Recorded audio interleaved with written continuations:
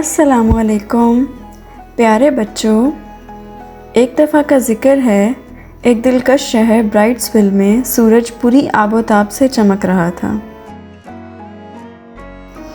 इस कदीम शहर में फूलों के बागात के दरमियान एक पीले रंग का छोटा सा खूबसूरत घर था, जहाँ एक मासूम, खुशमिजाज और खुशगवार लड़का रहता था जिसका नाम सनी था। अपने नाम ही की तरह सनी की शख्सियत भी रोशन थी और वह जहाँ जाता खुशी और रोशनी को फ़रोग़ देता। सनी अपने बिस्तर पर सुकून से सो रहा था जब सूरज की किरणें उसके चेहरे पर पड़ती हैं और वो नींद से बेदार हो जाता है। वो अंगड़ाई लेकर मुस्कुराता हुआ अपने बिस्तर से छलांग लगाकर उठ जाता है, अपनी खिड़की के पास जाकर पर्दा हटाता है और परिंदों की चहचहाहट से लुत्फ़ अंदोज़ होता है। सुबह बखैर दुनिया वालों, उम्मीद की किरण से भरपूर नया दिन मुबारक हो। सनी तैयार होकर अपने घर से निकलता है और ब्राइट्सविल की सड़कों पर खुशी से चहलकदमी करने लगता है। अचानक उसको एक अफसरदा बुज़ुर्ग नज़र आते हैं। क्या बात है, आप इतने परेशान क्यों हैं? सनी बेटा, तुम्हें क्या बताऊं, कल रात मेरी फूलों की दुकान में आग लग गई और मेरी बरसों की मेहनत बर्बाद हो गई। अब मैं क्या करूंगा? परेशान ना हो, हर मुश्किल का कोई ना कोई हल ज़रूर होता है। हम आपको इस मुश्किल से निकालने के लिए कुछ सोचते हैं। अपनी आँखों में अज़्म लिए सनी अपने तमाम दोस्तों को मशवरे के लिए इकट्ठा करता है।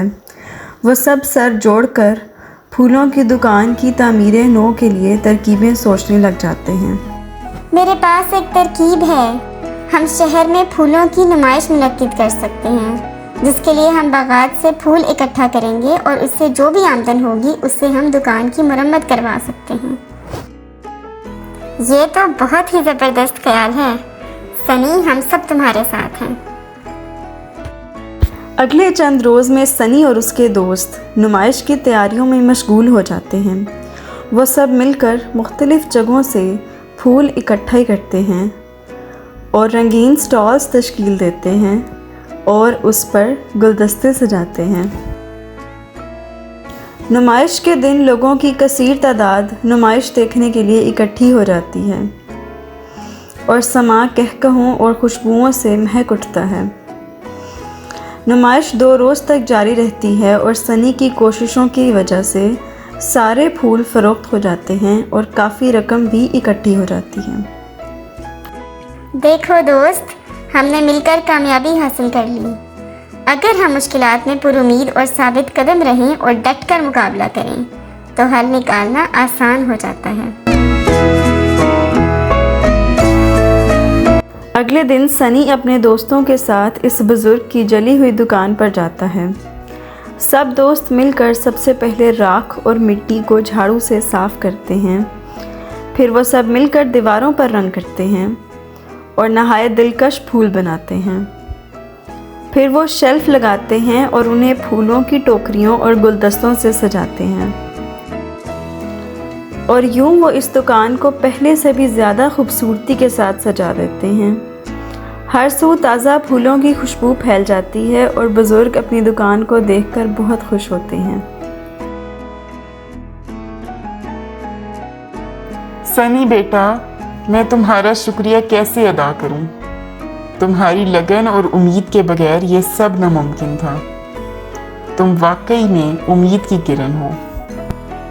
ये मेरी खुशकिस्मती है कि मैं आपके काम आ सका। हमेशा याद रखें कि घुप अंधेरे में भी अगर उम्मीद के साथ तलाश किया जाए तो रोशनी की किरण ज़रूर मिलती है।